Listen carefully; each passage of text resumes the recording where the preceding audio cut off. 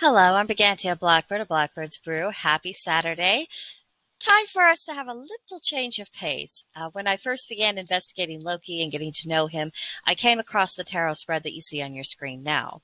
Now, thus far, he has been extremely communicative, and I haven't really needed to use it, but I thought we'd give it a whirl today. And we've had so many serious videos about Loki and his family and all the mythology surrounding them. It was getting us a little down, and I think we need a break, and this is it. As you can see, the spread is in a reversed L shape. We'll start at the top, go down, and then out to the left.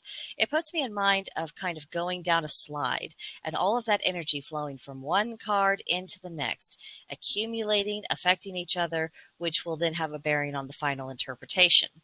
So our card positions, to begin with, we have Sky Traveler. Like other gods, Loki did borrow Freya's falcon cloak from time to time in order to travel. Then we have the Trickster position. Loki is indeed considered to be a trickster god, but I think this is an oversimplified view of who he is and what he does. I tend to think Loki more so as being a catalyst for evolution.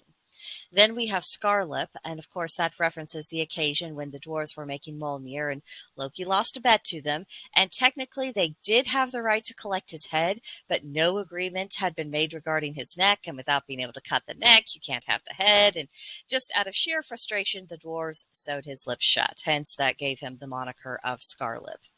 The next position is Sly One. Loki is cunning. He thinks differently to others, and that enables him to connect the dots and draw conclusions that would otherwise be hidden from sight. And this also does inspire people and the gods to distrust him sometimes, and that makes it difficult even when he is intending to be helpful, because in order to actually accomplish being helpful, he often has to act in an underhanded fashion just because people don't believe it. And then the last position is Shape Changer. Loki is a master at altering his form to best serve the occasion, and that symbolizes his transformative nature. So now on to the cards themselves. We have Sky Traveler, and in that position we have the Ace of Swords.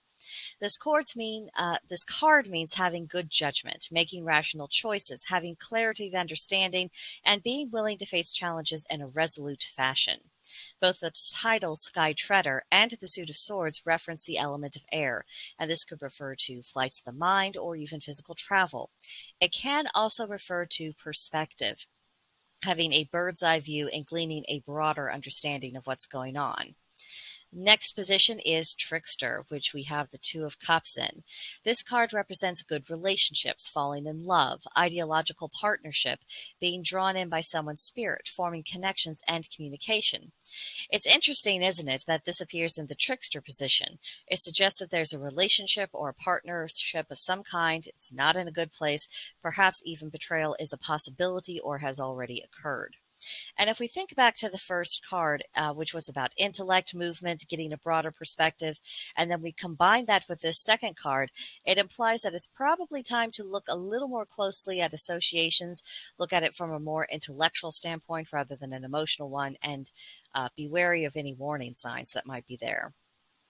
Next, we have Scarlet, in which case we have the card The Magician. This is the only major arcana card to appear in this spread, and it's at the center of the flow, linking both the vertical and the horizontal sides. It's a linchpin. Its general meaning is to be wise, dexterous, attractive, creative, confident, amorous, well taken care of, outgoing, an engineer, programmer, or a strategic planner. And if I was going to choose one tarot card to represent Loki, it would be this one. Not a single word of the description doesn't apply to him, or his way of thinking, feeling, or his mode of operation. So for me, this is a card of confirmation that Loki is indeed influencing the cards, and he's, guiding the reading and paying close attention. At the least, we should all be paying close attention to what's being said here. Then the next card is the sly one, in which case we have the King of Wands. That's a court card, and court cards can represent literal people.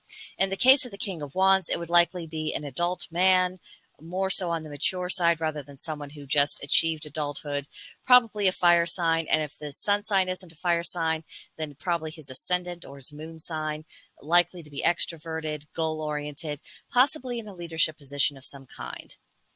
The keywords of this card are forceful, responsible, perfectionist, a demanding father, the center of attention. And what stands out to me most about the card is the crown on top of the king's head. And I have found through experience that the specific symbols that just jump out at me during a reading, they tend to represent the core message that the card is trying to convey. And as the King of Wands is in the sly one position, this says strategist to me. Not so much the kind of overt alpha male, I'm in charge around here kind of energy, but much more representative of the Sigma male archetype. Powerful, intelligent, flexible, someone who's willing to think outside the box, be flexible in his methods to achieve his overarching goal. The question becomes, is this another signifier for Loki himself, or is he pointing to a human man who has a bearing on the situation, or does this represent the need to adopt more strategic thinking? Now we have Shape Changer, Two of Pentacles.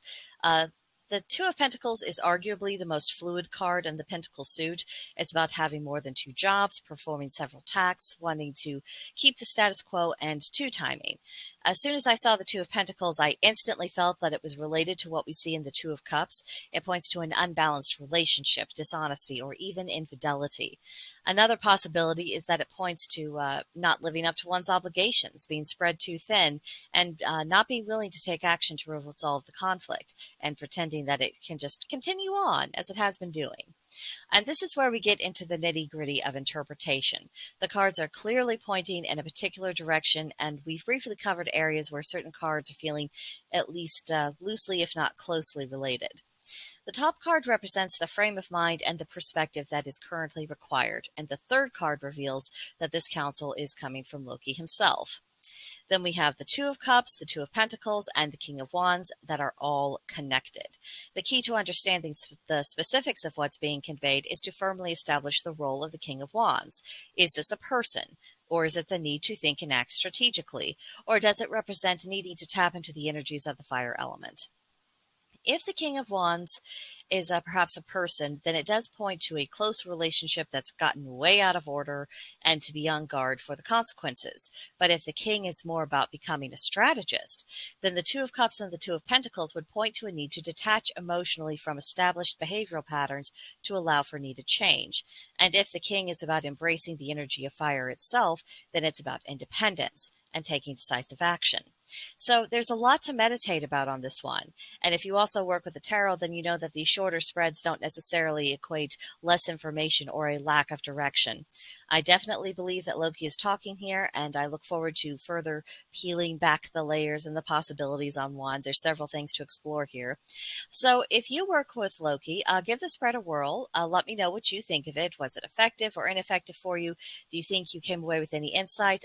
Just let me know, either in the comments section, or you can come see me on Gilded, Blackbird's Brew. There's a link to join us in the description box below, and I would be happy to talk to you. But I think that does it for this week, and I will see you in the next one. Bye.